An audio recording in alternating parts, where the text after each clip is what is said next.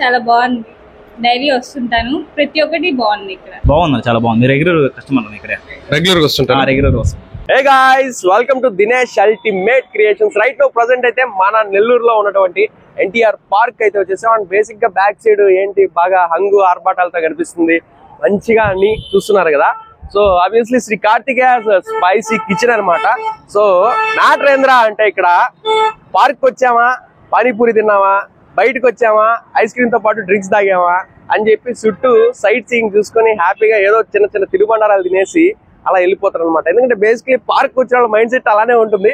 And ఆ తర్వాత బయటకు వెళ్ళిపోయి అక్కడే ఏదైనా ఫుడ్ తిందాంలే అనుకుంటారు.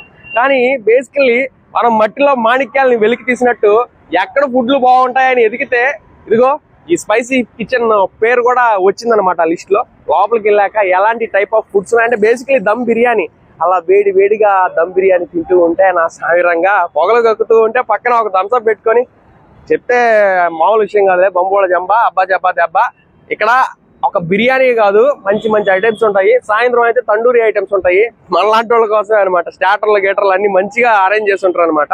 సో ఇక్కడ లిస్ట్ లో మీకు ఆబ్వియస్లీ కనిపిస్తుంది కదా, biryani, Chinese, tandoori, continental, ice creams, shawarma, చాలా ఉంది లిస్టు. అదే కాదండి, సో కొంచెం ఇంకా ఎక్స్ట్రా ఐటమ్స్ కూడా ఉన్నాయి అన్నమాట లోపల. అంటే ఇక్కడ స్పెషల్ ఐటమ్స్ ఉంటాయి కదా. బేసికలీ ప్రతి రెస్టారెంట్ కి ఒక స్పెషల్ ఉంటుంది.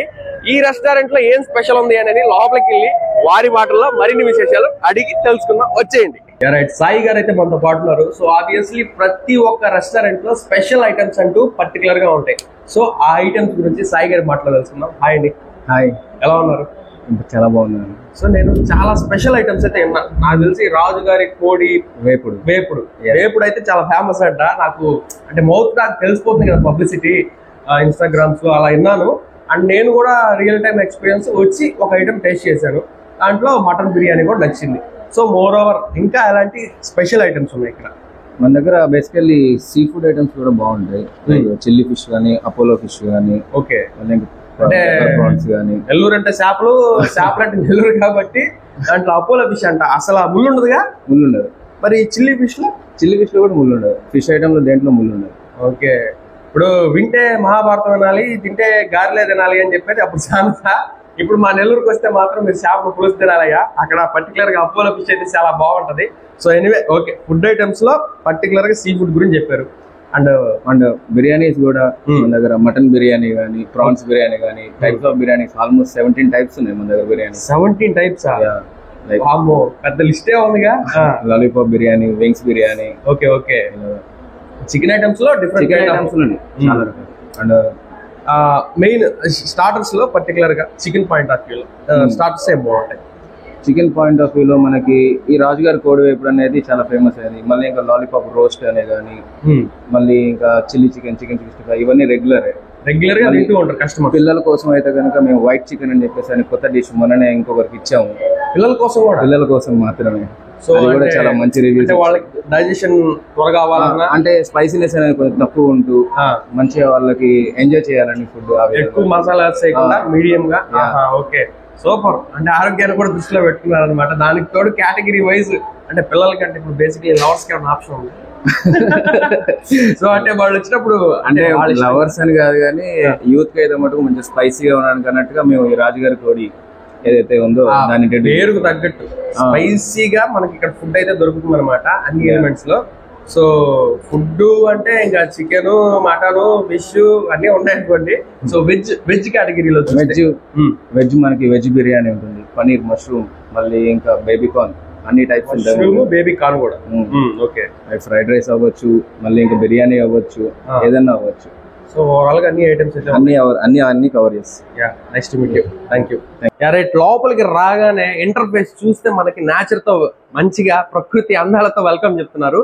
సో ఇక్కడ బేసికలీ చెప్పాలంటే సిట్టింగ్ పాయింట్ ఆఫ్ వ్యూ లో చూస్తున్నారు కదా, చాలా విశాలంగా ఉందన్నమాట. సో లాంగ్ లెంత్ చాలా పొడుగ్గా ఉంటుంది. సిట్టింగ్ వైజ్, ఫ్యామిలీ వైజ్, సపరివార కుటుంబ సమేతంగా ఇంటిల్లిపాది హ్యాపీగా హ్యాండ్చెక్క సరదాగా కూర్చొని పిల్లలతో పాటు మంచిగా తినేయచ్చు. బేసికలీ నాన్ వెజ్ లవర్సే కదా అందరూ, చూసారు కదా కోడిని ఏ విధంగా చేశారు. సో ఆ విధంగా మంచిగా ఉంటాయి అనమాట నాన్ వెజ్ లో.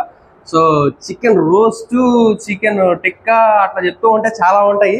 బేసికలీ చికెన్ ఐటమ్స్ లో రాజుగారి కోడికి సంబంధించి ఒక మంచి ఐటమ్ ఉంటుంది.